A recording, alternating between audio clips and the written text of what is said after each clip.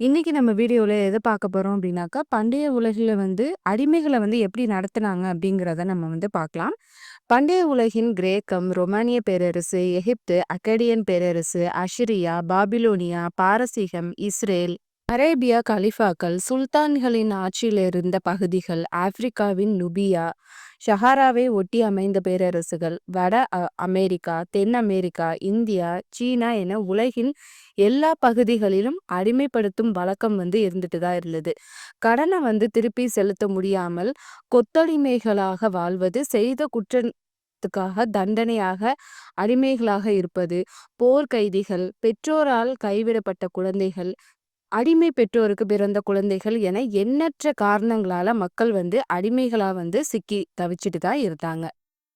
அடிமைகளை கொண்ட சமூகத்துக்கும் அடிமை சமூகத்துக்கும் இடையே உள்ள வித்தியாசத்தை மோஸ் பினாலே என்ற வரலாற்று ஆசிரியர் என்ன சொல்றாரு அப்படின்னாக்க, குறைந்த அளவில் அடிமைகள் வாழும் சமூகத்தில் அதன் பொருளாதாரம் அடிமைகளின் உழைப்பை சார்ந்திருக்கல அப்படின்னு சொல்றாரு. இது அடிமைகளை கொண்ட சமூகம். குடிமக்களின் எண்ணிக்கைக்கு நிகரான அளவில் அடிமைகள் வாழும் சமூகத்தில் அதோட பொருளாதாரம், சமூக நிலை, அரசியல் கட்டமைப்புகள் என எல்லாவற்றின் மீதும் அடிமைகளின் உழைப்பின் தாக்கம் இருக்குது அப்படின்னு சொல்றாரு. உலகின் அடிமை சமூகங்கள் பட்டியலில் இடம் பிடிக்கும் முதல் 5 நாடுகள் பண்டைய கிரேக்கம், பண்டைய ரோம், வட அமெரிக்காவின் தெற்கு மாகாணங்கள், பிரேசில், கரேபியன் தீவுகள் இடம்பெறுது. அந்த வகையில உலகின் முதல் அடிமை சமூகம் என்ற பெருமையை பெறுகுது இந்த கிரேக்கத்தின் பேரரசுகள். கிரேக்கத்தின் அரசுகள் ஒவ்வொன்றும் தன்னுடைய சமூக பொருளாதார புவியியல் சூழலுக்கேற்ப அந்த அடிமை முறையை பின்பற்றி இருக்கிறாங்க. அடிமைகளை நிர்வகிக்கும் சட்டங்களும் அந்த விதிமுறைகளுமே மாறுபடவும் செஞ்சிருக்கு. ஏதென்ஸில் அடிமைகள் உரிமையாளர்களோட உடைமைகளாவே பாவிக்கப்படும் சேத்தல் அடிமை தளத்தை பின்பற்றி இருக்கிறாங்க. உரிமையாளர்கள் அவங்கள விற்கலாம், வாங்கலாம், இல்லைன்னா குத்தகைக்கு கூட விடலாம். இந்த மாதிரி ஒரு முறையை அவங்க பின்பற்றி இருக்கிறாங்க. இந்த முறையில அயல் தேசத்தை சேர்ந்தவர்களா தான் இவங்க அடிமைகளா வச்சிருந்துருக்கிறாங்க. விவசாயம், கனிம சுரங்கம், வங்கி, கைத்திறன் சார்ந்த தொழில்கள், வீட்டு வேலை போன்ற பணிகள்ல இவங்களை அமர்த்தி இருக்கிறாங்க.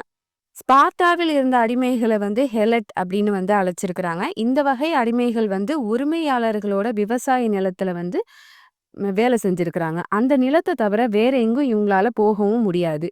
இவங்க செல்வம் சேர்த்து தங்களோட விடுதலைக்கான அந்த விலையை கொடுத்து இவங்க விடுவித்தும் கொள்ளலாம். இன்னொரு வகையில கடனை திருப்பி செலுத்த முடியாத அந்த குடிமக்கள் அடிமைகளாக்கப்பட்டு உயர்குடியினரின் பண்ணைகளில் விவசாய நிலங்கள்லையும் வேலை செய்யற ஒரு நிலைக்கு தள்ளப்பட்டு இருக்கிறாங்க. மற்றொரு வகையில அந்த அடிமைகள் அரசாங்கத்தோட உடைமையாக இருந்திருக்கிறாங்க. சாலை அமைப்பது, நகர தூய்மையாளர் போன்ற பொதுத்துறை பணிகள்ல இருந்திருக்கிறாங்க. அதுக்கப்புறமா காவலர், எழுத்தர், செயலாளர் போன்ற அலுவலக பணிகள்லையுமே இவங்க ஈடுபட்டிருக்கிறாங்க. அடிமைகளோட விசுவாசம் குறித்த அச்சம் ஒருபோதும் இருந்தாலுமே பெரும்பாலான குடும்பங்கள்ல அடிமைகள் வேலைக்கு அமர்த்தப்படுறாங்க. அவர்கள சிலர் தங்கள் உரிமையாளர்களின் குடும்பத்தில் முக்கியமான பொறுப்புகளை ஏற்று செஞ்சிருக்கிறாங்க. அவங்களுடைய அந்த நல் ஒழுக்கத்தின் காரணமாகவும் அவங்களுடைய விசுவாசத்தின் காரணமாகவும் அந்த அடிமைகளை விடுவிப்பதும் அவங்க வழக்கமான ஒரு முறையா இருந்திருக்கு. அந்த அரசாங்கத்தோட படைகளோட இணைந்து போரில் சண்டையிடும் அடிமைகளுக்கு அவங்களுக்கான ஒரு நினைவு சின்னமும் எழுப்பி அவங்கள கௌரவமும் படுத்தியிருக்கிறாங்க.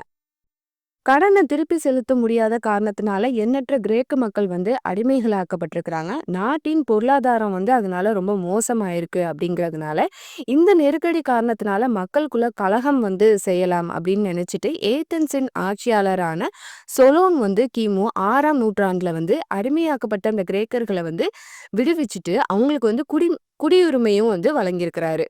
இருந்தாலுமே அந்த அடிமைப்படுத்துற அந்த வழக்கம்ங்கிறது முற்றிலும் மறைஞ்செல்லாம் போல வேறு வடிவத்துல தொடர்ந்துட்டே இருந்திருக்குது. பாரசீகம் போன்ற அண்டை நாடுகள்கிட்ட இருந்து நடந்த அந்த போர்கள்ல கவர்ந்துட்டு வந்திருப்பாங்கல்ல, அந்த மக்களை விலைக்கு வாங்கப்பட்டு அவங்கள அடிமைகளாக அங்க வச்சுட்டு இருந்திருக்கிறாங்க அந்த கிரேக்கர்கள். கிமு 5 முதல் 3ஆம் நூற்றாண்டு வரையிலான அந்த காலகட்டத்துல கிரேக்கத்தின் மொத்த மக்கள் தொகையில 3ல் ஒருத்தர் அடிமை அப்படின்னா பாத்துக்கோங்க. அடிமைகளின் உழைப்பினால் கிடைத்த ஆதாயமும் அதை சாத்தியமாக்கிய அரசியல் சூழலும் கிரேக்கத்தை ரொம்ப செழிப்படையவும் செஞ்சிருக்கு. உடல் உழைப்பு மூலமா செய்யற அந்த பணிகளை வந்து அடிமைகள்ட்ட ஒப்படைச்சிட்டு, கிடைத்த அந்த ஓய்வு நேரத்துல வந்து அந்த உயர்தர கலாச்சாரத்தையும், கலையையும் உருவாக்க முயல்றாங்க உயர்குடி மக்கள். இந்த மாரி அடிமைகள் இருந்த காரணத்தினால் தான் ஏதென்ஸோட அந்த மக்கள் வந்து விடுதலை குறித்து அதிகமா வந்து அவங்க சிந்திச்சிருக்கிறாங்க அப்படிங்கிற ஒரு கருத்தும் வந்து நிலவியிருக்கு அப்படின்னு வந்து சொல்றாங்க. பண்டைய ரோம்ல போர்க்கைதிகள், கடற்கொள்ளையர்களால சிறை பிடிக்கப்பட்ட மாலுமிகள், கடற்பயணிகள், ரொமானிய பேரரசின் ஆட்சிக்கு படாத பகுதியிலிருந்து விலைக்கு வாங்கப்பட்டவர்கள், இவங்க எல்லாமே வந்து அடிமைகளாக வாழும் ஒரு கொடுமையில வந்து தள்ளப்படுறாங்க. சிரமமான காலகட்டத்துல பெற்றோரே தங்களுடைய குழந்தைகளை வந்து அடிமைகளாக விற்கும் ஒரு துயர சம்பவங்களும் வந்து நடந்திருக்கு. அடிமைகளும் அவங்களுடைய குடும்பத்தினர்களும் வந்து உரிமையாளர்களோட உடைமையாக தான் வந்து பாவிக்கவும் படுறாங்க. அவங்கள வந்து விற்கலாம், இல்லைன்னா வாடகைக்கு கூட விடலாம். அதுக்கப்புறமா வந்து சாட்டையால அவங்கள வந்து அடிக்கிறது, தூட்டுக்கோலால வந்து சூடு போடுறது, ஏன் சமயத்துல வந்து கொல்லவும் செஞ்சிருவாங்க. இவ்ளோ தூரத்துக்கு ஒரு துன்புறுத்தல்ல வந்து அவங்க தாங்கிட்டு தான் வந்து இருந்திருக்கிறாங்க. இதை எதிர்த்து யாருமே வந்து கேள்வி கேட்பவோ, அந்த கொடுமைகளை செய்பவர்களை வந்து தண்டிக்கவோ முடியாது. பண்டைய ரோமானியர்கள் வந்து அடிமைகள் தேவை அப்படின்னு வந்து நினைக்கிறாங்க. வீடுகள், சுரங்கங்கள், தொழிற்சாலைகள், பண்ணைகள் இவற்றோட சேர்ந்து அந்த சாலை அமைக்கிறது, கட்டுமான பணி போன்ற அரசாங்க பொறியியல் பணிகள்லயும் வந்து அடிமைகளா வந்து வேலைக்கு வந்து அமர்த்தப்படுறாங்க. இதனால பொதுமக்களோடு இவங்க வந்து கலந்து வேலை செய்யற ஒரு இது வந்து நிலைக்கு வந்து தள்ளப்படுறாங்க. இப்ப வந்து ரொமானிய குடிமக்களும், அடிமைகளும் வந்து பார்க்குறதுக்கு வந்து ஒரே மாதிரி இருக்கிறதுனால, அடிமைகளுக்கு அப்படின்னு சொல்லி, அவங்களுக்குன்னு ஒரு தனி உடைய வந்து குடுக்கணும் அப்படின்னு வந்து அந்த செனட் வந்து ஆலோசிக்கிறாங்க. தான் அந்த அடிமைகள் வந்து அதிக எண்ணிக்கையில வந்து இருக்கிறதுனால, எங்க அடிமைகள் வந்து ஒன்று திரண்டு கலகம் செஞ்சுருவாங்களோ அப்படின்னு சொல்லிட்டு அந்த யோசனைய வந்து கைவிட்டுர்றாங்க. ஆனா, உரிமையாளர்கள் வந்து எப்ப வேண்டுனாலுமே வந்து அந்த அடிமைகள வந்து விடுதலையும் செய்யலாம். இல்ல அப்படின்னாக்கா, அந்த அடிமைகளும் வந்து தங்களுடைய விடுதலைக்கான அந்த விலைய வந்து அவங்க கொடுத்துட்டாங்க அப்படின்னாக்கா, அவங்க வந்து அடிமையிலிருந்து அவங்க வந்து தப்பிச்சும் கொள்ளலாம். இதுக்காகவே பெரும்பாலான அடிமைகள் வந்து ரொம்ப கடுமையா வந்து உழைக்கிறாங்க. அது மட்டும் இல்லாம அந்த உரிமையாளர்களோட கட்டளைக்கு அடிபணிந்தும் வந்து நடக்குறாங்க. நீதிமன்றத்துல முறை சார்ந்த விடுதலை பெற்றவர்கள் வந்து அந்த ரொமானிய குடியுரிமையை வந்து பெற முடியாது. ஆனா, அவங்களால வந்து முக்கிய ஒரு பதவிகளையும் அவங்களால வகிக்க முடியாது. ஆனா, அவங்களுடைய குழந்தைகள் வந்து குடியுரிமை பதவி வந்து வகிக்கும் வந்து ஒரு உரிமை வந்து அவங்க வந்து பெறுறாங்க. முறை சாராத விடுதலை பெற்றவர்கள் வந்து குடியுரிமையை வந்து பெற முடியாது. இந்த அடிமைகள் வந்து இறந்ததுக்கு அப்புறமா அவங்களுடைய சேமிப்பும், சொத்துக்களும் வந்து அந்த முந்தைய உரிமையாளர்கள்ட்ட தான் வந்து சேர்ற ஒரு வழக்கமும் வந்து இருக்குது. இந்த அடிமைகள் வந்து அந்த அவங்களுடைய இதுலேருந்து விடுவிக்கப்பட்டாலுமே, மற்ற உழைக்கும் வர்க்கத்தினர் போலவே அவங்களும் வந்து அவங்களோட பணிகள வந்து தொடரலாம். அதுல வந்து சிலர் வந்து செல்வந்தர்களாகவும் அவங்க வந்து மாறுற ஒரு இதுவும் வருது. என்னதான் அவங்க செல்வந்தர் ஆனாலுமே, ரொமானியர்கள் சமூக அந்தஸ்துக்கு முக்கியத்துவம் வந்து குடுக்காதனால, அந்த விடுதலை பெற்றாலுமே வந்து, அந்த அடிமை அப்படிங்கிற ஒரு இலக்க வந்து சுமக்கிற ஒரு நிலை தான் வந்து இருக்குது. ஆப்பிரிக்கால குறிப்பா அதன் வடகிழக்கு பகுதியில அமைந்த பண்டைய எகிப்துல ஒவ்வொரு காலகட்டத்திலயுமே ஒவ்வொரு வகையில வந்து மக்கள் வந்து அடிமைப்படுத்தப்படுறாங்க. இதுல வந்து போர்க்கைதிகள் வந்து பெரும்பாலும் வந்து அடிமைகளாகப்படுறாங்க. இருந்தாலுமே, அடிமை பெற்றோருக்கு பிறந்த அடிமைகளாக வளரும் குழந்தைகளும், அந்த கடன் சுமையால வந்து அடிமையானவர்களும் வந்து அதிகமா இருக்கிறாங்க. வறுமையில் உழலும் அந்த விவசாயிகள் வந்து, அவங்களுக்கு வந்து உணவும், தங்குற இடமும் வந்து கிடைக்கிறதுக்கு வந்து தாங்களாகவே முன் வந்து அடிமைகளாக வந்து விற்பதும் வந்து அந்த நடைமுறையில வந்து இருந்துட்டு இருக்குது.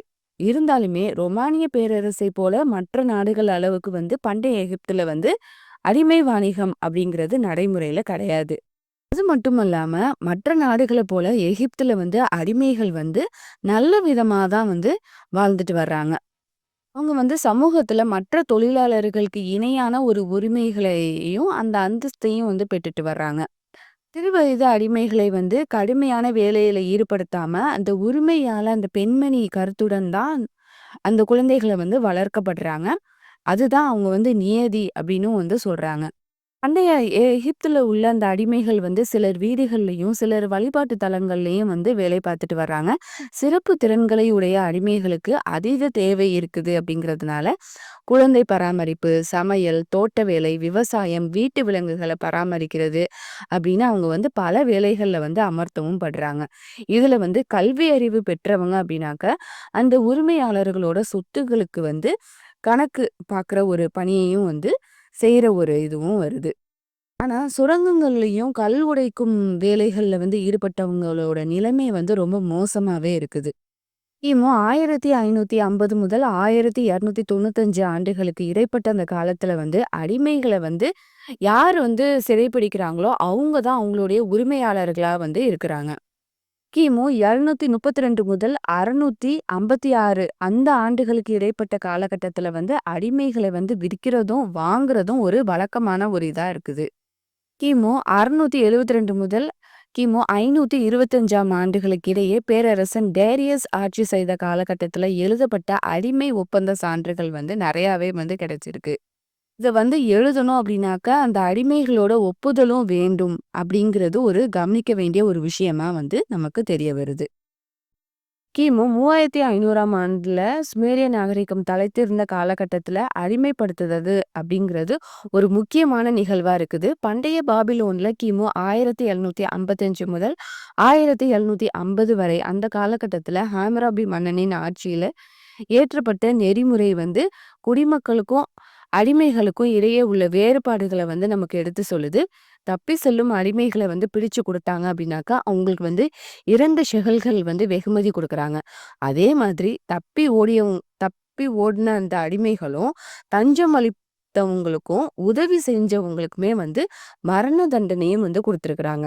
இதுல வந்து யாரெல்லாம் வந்து அடிமைகள் ஆக்குறாங்க அப்படின்னாக்க, அயல் தேசத்துல பிடிக்கப்பட்டவங்க, போர்க்கைதிகள், கடனை திருப்பி செலுத்த முடியாத ஒரு நபர்கள், குற்றம் செஞ்சவங்க, இவங்கலாம் தான் வந்து அடிமைகளாக்கப்படுறாங்க. ஒரு அடிமையை வாங்கி 1 மாதத்துக்குள்ள அவங்களுக்கு வந்து வலிப்பு நோயால அவங்க வந்து பாதிக்கப்பட்டாங்கன்னா, செலுத்தின முழு தொகையுமே வந்து உரிமையாளர்கள் வந்து திரும்பி பெறலாம் அப்படிங்கிறதையும் வந்து செ ஒரு நெறிமுறையா வந்து இருக்குது. இதுல மோசமான ஒரு நிலை என்ன அப்படின்னாக்கா, உரிமையாளர்களோட சொல்படி நடக்காத அந்த அடிமைகளோட காதுகள வந்து வெட்டிருவாங்களாம். வெளிநாட்டுல இருந்து வாங்கி வரும் அடிமைகளுக்கான சட்டம் பற்றிய குறிப்புகளும் வந்து நமக்கு நெறையாவே வந்து கிடைக்குது. இடைக்காலத்தின் தொடக்கத்துல ஐரோப்பாவின் சில பகுதிகள்ல அடிமைப்படுத்தும் வழக்கம் வந்து கொஞ்சம் கம்மியா இருக்கு அப்படின்னே வந்து சொல்லலாம்.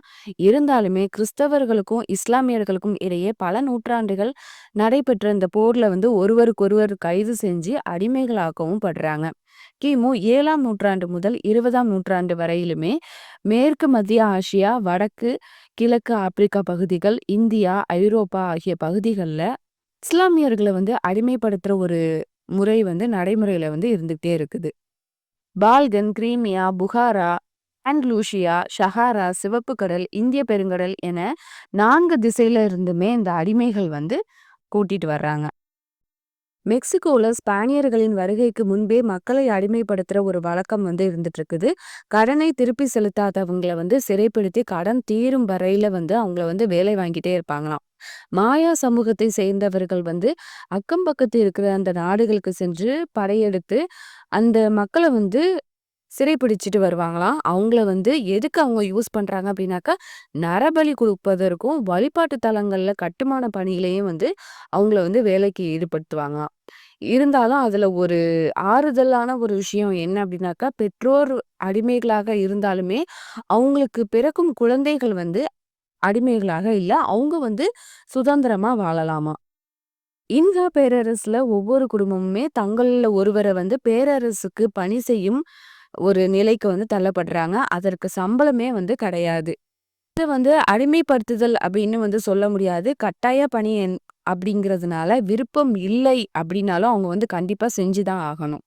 வட அமெரிக்கால உள்ள சிவப்பிந்தியர்கள், தென் அமெரிக்கால வசித்துட்டு வந்த அந்த பழங்குடி மக்கள், பசிபிக் கடற்கரையோரமாக வசிச்சுட்டு வந்த மக்கள் அப்படின்னு பலரையும் வந்து அந்த போர் கைதிகளா வந்து கூட்டிட்டு வந்து அவங்கள வந்து அடிமையாக்களா வந்து ஆக்குறாங்க.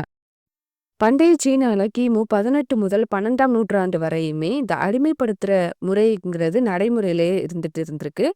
போர்க்கைதிகளும், கடன்பட்டவர்களும், குடும்பத்தினர்களால விற்கப்பட்டவர்களும் அடிமைகளாக வாழ்ந்திருக்கிறாங்க. இவங்க வந்து சமூகத்துல கீழ்நிலையில இருந்தாலும் சட்ட உரிமைகளை பெற்றவங்களா இருக்கிறாங்க. கிரேக்க அறிஞர் மெகஸ்தனிஸ் தன்னுடைய இண்டிகா என்ற நூல்ல பண்டைய இந்தியாவின் மௌரிய பேரரசுல அடிமைப்படுத்துதல் முறை வந்து தடை செய்யப்பட்டிருக்கு அப்படின்னு வந்து அவர் வந்து குறிப்பிடுறாரு. ஆனா அடுத்த நூற்றாண்டுகளிலேயே வந்து பேரரசர் அசோகரின் ஆட்சி காலத்துல கிமு 3ஆம் நூற்றாண்டின் இடைப்பட்ட அந்த பகுதியில வந்து கல்வெட்டுல வந்து என்ன இருக்குது அப்படின்னாக்கா அடிமைகள், கூலிக்கு வேலை செய்யும் பணியாளர்கள் ஆகியோரின் கடமைகளை பற்றி குறிப்பும் வந்து நமக்கு வந்து தெரிய வருது. முகலாயர்களோட ஆட்சி காலத்துல இந்தியாவுல வந்து மத்திய மேற்கு ஆசியாவுக்கு அடிமைகள் வந்து கொண்டு செல்லப்பட்டிருக்கிறாங்க அப்படின்னு வந்து தெரிய வருது. கிழக்கு ஆப்பிரிக்காவில இருந்து அடிமைகள் இந்தியாவுக்கு அழைச்சிட்டு வந்திருக்கிறாங்க அப்படின்னும் வரலாற்று ஆசிரியர்கள் வந்து குறிப்பிடுறாங்க. விவிலியத்தின் பழைய ஏற்பாட்டில் அடிமைகள் பற்றி பல குறிப்புகள் வந்து நம்மளால காண முடியுது. அவர்கள் எப்படி நடந்து கொள்ள வேண்டும், எப்படி அவங்கள நடத்தப்பட வேண்டும் அப்படிங்கிற விதிமுறைகள் வந்து இருக்குது. அடிமைகள் வந்து சமூகத்தின் இயல்பான ஒரு வழக்கத்துல இருந்தாலுமே, அடிமைகளுக்கு போதுமான உணவும், தண்ணீரும் அவங்களுக்கு வந்து ஒரு பாதுகாப்பான இடமும் வந்து அவங்களுக்கு கொடுக்கணும் அப்படின்னு வந்து சொல்றாங்க. அவங்கள வந்து சங்கிலியால கட்டி அவங்கள வந்து துன்புறுத்தக்கூடாது. அவங்கள வந்து நம்ம வந்து நன்னடத்தையா தான் அவங்கள வந்து வச்சிருக்கணும் அப்படிங்கிற ஒரு விதிமுறைகள வந்து சொல்றாங்க. ஜூப்ளி எனப்படும் கொண்டாட்டத்துல அடிமைகளை விடுவிக்கும் வழக்கமும் வந்து இருந்திருக்கு.